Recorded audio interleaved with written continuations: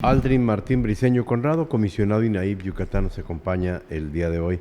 Archivos garantes de la rendición de cuentas, pero antes preguntarle acerca del tema de los archivos testados, como denominaba el artículo publicado por Penilei Ramírez en el periódico Reforma y del cual hacía alusión Juan Pablo Galicia, de cómo también el ejército estuvo detrás de esto que ocurrió en un día como hoy, hace 8 años, allá en Ayotzinapa, Guerrero.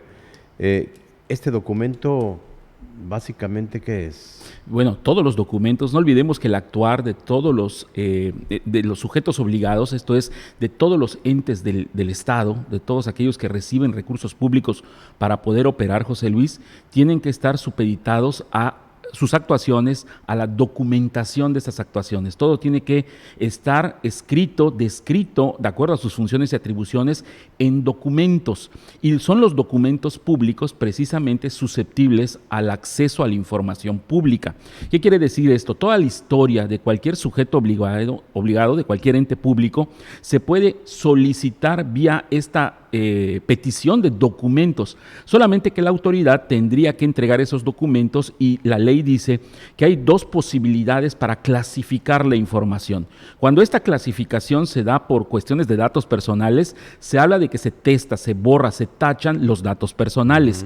Y también hay otra razón de la copia que se entrega. Y la otra razón puede ser también por causas de reserva, que son situaciones de seguridad nacional, en donde vemos a veces porciones muy grandes de estos documentos que se encuentran borrados porque entraña algo que es sensible al propio gobierno y que evidentemente después de pasar un test, un test de proporcionalidad, después de pasar por una argumentación por parte de los propios comités de transparencia, se dice que efectivamente esos documentos pueden ser testados. Sin embargo, cuando son, en este caso, por ser documentos que se refieren a autoridades federales, se puede recurrir ante el INAI esta solicitud de documentos para ver si efectivamente ese testado, este borrado, este tachado de documentos puede ser abierto por el Instituto Nacional en materia de transparencia. Dice que esa información era publicable, vaya, lo que quedaba sin testar. Sí,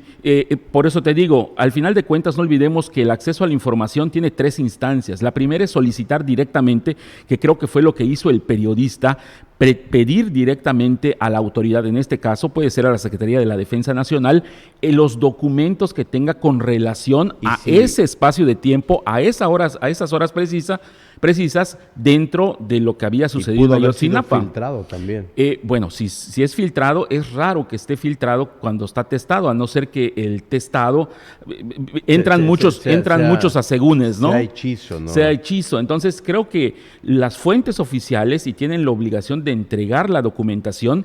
Sin embargo, cuando esta documentación, ojo, y esto es importante, en una segunda instancia una autoridad puede decir con mucha claridad, esa es una de las posibilidades, y esto es importante que todos los periodistas y por supuesto también los ciudadanos conozcan y sepan todo lo que tenga que ver con asuntos relativos a la defensa de derechos humanos o en su caso a delitos de lesa humanidad, no es posible decir que pueden ser testados.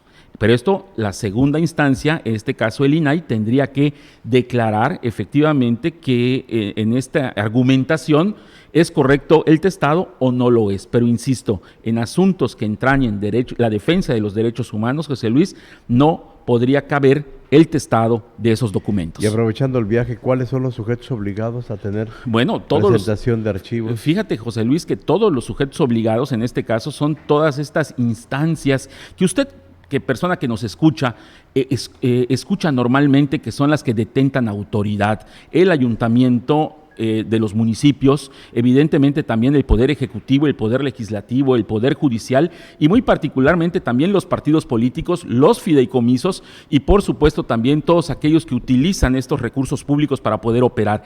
Y es importante el hecho de que tengan sus archivos. Cae en cuenta y caigamos en cuenta que estamos a 21 meses de las elecciones del 2 de junio del 2000. 21 meses. Sí. El próximo domingo estaremos a 21 meses de las elecciones de junio, del 2 de junio de 2024. Y evidentemente ante esta realidad se van a empezar a operar ciertas acciones como son las entregas-recepción de todos estos documentos que se tienen que preservar, se tienen que guardar y se tienen que resguardar correctamente para que continúe este proceso de servicio a los ciudadanos a partir de los archivos públicos. Hoy ya es una obligación que no se pueden tirar, no se pueden dañar, se tienen que cuidar particularmente todos los documentos que tienen que ver con contrataciones públicas, todos los documentos que tienen que ver con pues qué se hizo con el recurso público por parte de estos ayuntamientos, fijándonos en el área municipal. Por eso es importante que los 106 municipios del estado de Yucatán vayan